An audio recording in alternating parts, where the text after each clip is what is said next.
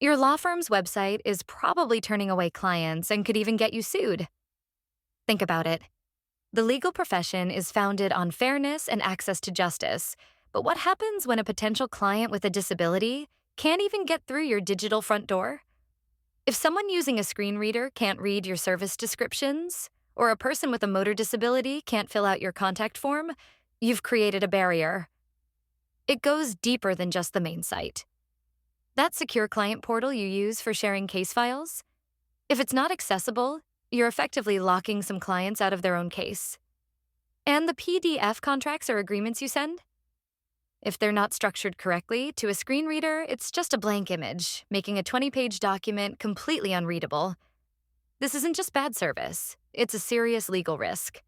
The Americans with Disabilities Act, ADA, has been consistently applied to websites, and accessibility lawsuits are on the rise.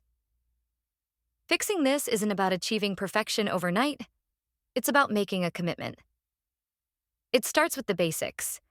Training your staff to create accessible documents from the start and making accessibility a non-negotiable requirement when choosing third-party tools like booking systems. Ultimately, this is a direct reflection of your firm's values. It's about ensuring the principles of equity and justice extend to your digital presence. So, are your firm's digital doors truly open to every potential client? Don't leave it to chance.